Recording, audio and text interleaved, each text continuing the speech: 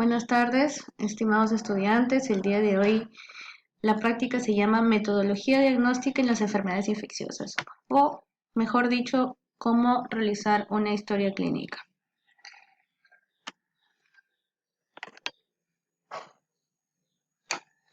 Ahora, ¿qué importancia tiene una historia clínica en las enfermedades infecciosas? Principalmente identificar los signos propios de una enfermedad infecciosa, ¿no? Sabemos que diferentes enfermedades tienen signos pautoneumónicos o signos característicos propios de la enfermedad en sí. Entonces, al realizar una historia clínica vamos a poder también determinar si es que hay una enfermedad infecciosa, ¿no? Y aparte también nos ayuda a determinar si es necesario el uso de exámenes para confirmar dicha enfermedad. ¿Qué es una historia clínica en sí, no? Es un documento que sirve para identificar una enfermedad, ¿no? Independientemente si es infecciosa o no, sirve para identificar una enfermedad basándose en los síntomas y los signos que puede presentar en ese momento el animal. Ahora, el orden del proceso se van a resumir en 10 puntos básicos. Primero la reseña, que es el contenido de los datos en sí del propietario y del paciente. La anamnesis y el examen físico. Esas tres partes son las principales, ¿no? La reseña porque van los datos, la anamnesis es un interrogatorio que nos ayuda también a determinar muchos signos o sintomatología del paciente. Eso se realiza específicamente con el dueño o el propietario. Son cosas que solamente él nos va a poder responder. Y el examen físico es que se hace a la hora de la entrevista o a la hora de la consulta, por así decirlo, ¿no? Y luego, bueno, esas tres primeras partes nos van a servir para identificar los problemas que se presentan, pues, los problemas presentados en el animal, ordenar esos problemas y a partir de allí tener un discernimiento clínico. ¿Qué quiere decir? Que vamos a poder ver que, o más o menos darnos una idea o sospechar de algo que pueda ser, ¿no? Vamos a analizar esos problemas y, como les decía, vamos a elaborar una lista de posibles enfermedades para cada uno. Eso se llama un diagnóstico presuntivo. Una enfermedad que presumimos que el animal puede tener, ¿no? Si es necesario, se deben solicitar pruebas de laboratorio. En muchos casos eso a veces es un poquito complicado, no todos los pacientes o no todos los dueños de los pacientes quieren realizar esas pruebas de laboratorio, pero siempre se solicitan, ¿no? Es necesario para poder tener o llegar a un diagnóstico definitivo. Primero la reseña, como les decía, son aquellos datos que van a servir para identificar al paciente y a su propietario. Si ven en la imagen, por ejemplo, he puesto el modelo que les voy a enviar. Dice servicio de, puede ser, por ejemplo, una consulta de clínica médica, una consulta normal, ¿no? O puede ser una emergencia en el cual podemos marcar cualquiera de las dos, ¿no? Dicho sea el caso. El número de registro, ¿no? Por lo general cada clínica veterinaria o cada consultorio o hospital tiene su registro, el orden de sus historias clínicas, dependiendo de cómo vayan llegando los pacientes. Va a tener un número, ¿no? Y además debemos tener en cuenta que se debe colocar la fecha en la que vamos a realizar esa consulta. ¿No? Y los datos en sí ya. La especie, la raza, qué edad, la especie, la raza, la edad, el peso, el nombre del paciente y el sexo, ¿ya? Más abajito van a estar el nombre del propietario y por quién fue atendido. No es necesario también que se coloque por quién fue atendido. Su nombre va a estar identificado ahí. Luego, una de las partes importantes es la anamnesis y una de las más largas, porque aquí es donde se recaba toda la información que, como les decía, solamente el propietario va a poder referir, ¿no? Y es la única forma de obtenerla, ¿no? Porque el propietario es el que nos va a decir todo acerca del animal, ¿no? Y se realiza mediante un cuestionario, en forma de un interrogatorio con unas preguntas de una forma organizada y cronológica. Aquí vamos a tener lo principal, que va a ser el motivo de la consulta, ¿no? Como les decía, por ejemplo, aquí vamos a colocar si es la primera consulta o si está ya retornando por segunda, tercera, cuarta, quinta vez, lo vamos a colocar y vamos a marcar. Ahora, el motivo de la consulta es el principal problema por el que el paciente viene, ¿no? Vamos a tener que hacer preguntas específicas, por ejemplo, dígame, ¿qué le puedo ayudar? ¿Por qué usted ha venido con este cachorrito o con esta mascota? Y les van a indicar, no, ¿sabe qué, doctor o doctora? Mi perrito, mi gatito, tiene diarrea, ha estado vomitando ya hace 3 días. Ese es el motivo de la consulta, el motivo de la consulta principal. Aquí vamos a identificar eso y desde cuándo inició y cuánto tiempo viene así, ¿no? Vamos a decirle, ah, sí, ¿desde cuándo está así? No, no, ayer recién ha estado decaído, ¿no? Pero tenemos que tratar de investigar cuándo inició. Eh, hay que también preguntar si de repente hay algún signo anterior en esta parte. Por ejemplo, no, pero ya antes de ayer nos dejó de comer.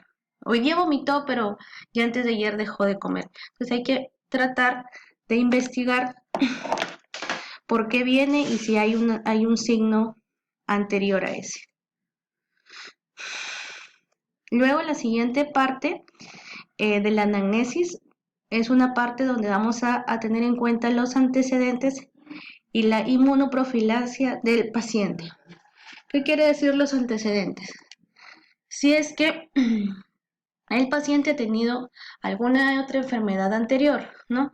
Se le hacen preguntas de acuerdo a, a lo que presenta en ese momento, pero también si es que ha presentado anteriormente alguna enfermedad parecida, ¿no? Y dígame, ¿antes ha estado así? De repente les van a contestar que sí, que no, no, o de repente que hay dueños que ya saben, no, hace un mes o hace medio mes o hace un año mi perrito también se enfermó así, lo llevé a la veterinaria y no sé qué. Entonces cada pregunta nos va a ayudar a identificar si es que de repente el paciente ya ha tenido un padecimiento anterior. Ahora también hay que preguntar en esta parte si es que tiene vacunas. ¿Hace cuánto ha sido su última vacuna? ¿No? Ya sabemos, por ejemplo, si es que lo han vacunado recientemente de la rabia, si fue vacunado en una veterinaria, por ejemplo, o solamente lo vacunó el Ministerio de Salud cuando pasa por las casas, hace cuánto fue su última vacuna, ¿no?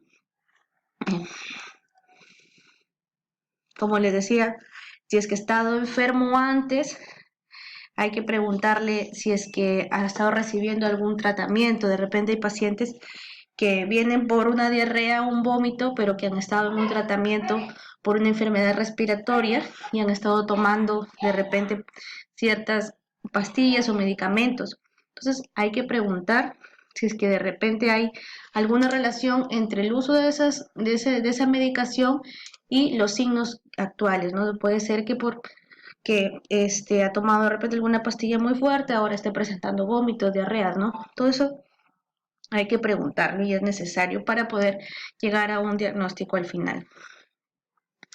También es importante verificar si es que antes ha tenido alguna enfermedad y si ha tenido un diagnóstico formal.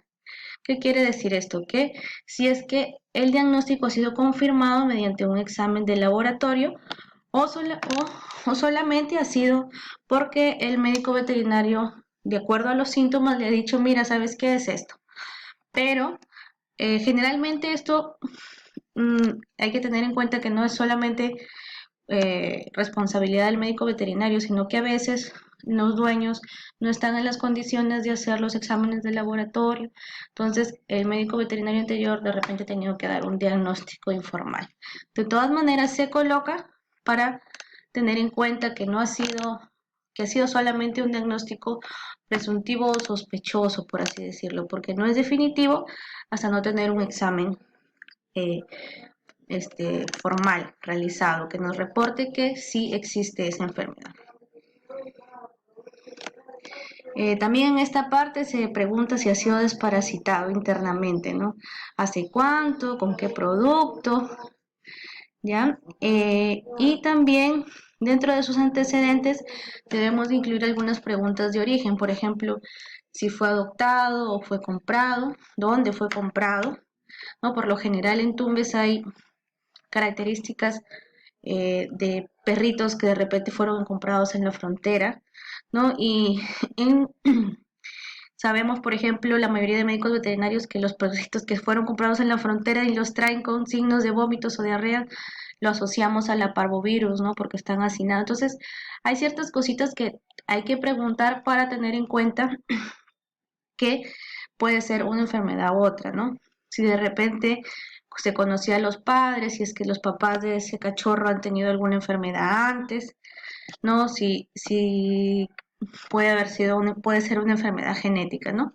También es necesario preguntar ese tipo de cosas. Luego seguimos por el manejo higiénico dietético, o los viajes o el origen en sí. Principalmente preguntar si ha tenido contacto con algún animal enfermo últimamente, ¿no? Ahí hay que tratar de preguntarle poco a poco al propietario si es que de repente el animal ha salido, ¿no? Dígame, su gatito, su perrito ha salido al parque, ha estado jugando con otros animales, porque no te van a decir así de frente, ¿no? Tienes que tratar de buscar la forma que el propietario te pueda indicar, ¿no? En cuanto a la alimentación, hay que preguntarle también eh, esto, ¿no? Porque es el manejo higiénico dietético de cómo el animal está siendo acostumbrado. Preguntarle, ¿su perrito come solo croquetas o come comida casera? Ah, y le da huesos. Entonces, esas cositas nos van a ayudar también a determinar, ¿no? Sabemos, por ejemplo, que los perros que comen croquetas pueden tener problemas, por ejemplo, de gingivitis, ¿no? O los perros que comen muchos huesos pueden atorarse o tener alguna obstrucción intestinal. Entonces, ¿no? ¿Con qué frecuencia usted le da su comida, señor o señora, ¿no? Eh, 2 veces al día, 1 vez al día.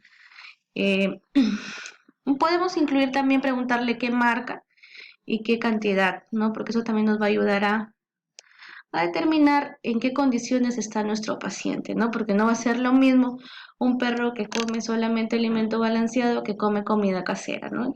Entonces, eso también nos va a ayudar a determinar si es que hay algún tipo de em, enfermedad que son predisponentes a esas características. ¿En qué forma también se le ofrece el alimento? También es una forma de investigar ese manejo que se le hace, ¿no? Eh, Preguntarle si es que lo hace en raciones o cada cuánto le da, o de repente le pone, ah, no, yo dejo que coma el perro lo que él quiere, ¿no? Que también es un manejo inadecuado. Si es que también se hace el lavado de los platos, porque al tener platos que están mucho tiempo sin lavar, esas bacterias que quedan de los restos de comida también pueden generar a la larga problemas intestinales. También se le puede preguntar si se le administra algún tipo de suplemento, ¿no? Hay perritos que les dan de repente vitaminas, minerales, ¿no? El mismo dueño te dice, no, mire, yo le doy a mi perrito esta vitamina, ¿no? Cada cierto tiempo. O yo le doy complejo B. Entonces, hay pacientes en las que sí se les hace ese tipo de administraciones de suplementos. También se debe incluir la pregunta de si el animal tiene libre acceso a la calle. ¿Por qué? Porque sabemos que un perrito que tiene la libertad para salir a la calle puede consumir alimentos o puede consumir basura de repente que dejan por ahí, desperdicios, restos de comida, y eso también puede generar problemas, ¿no? Entonces, debemos también tener esos detalles. De repente te dicen, no, pero en casa yo le doy solo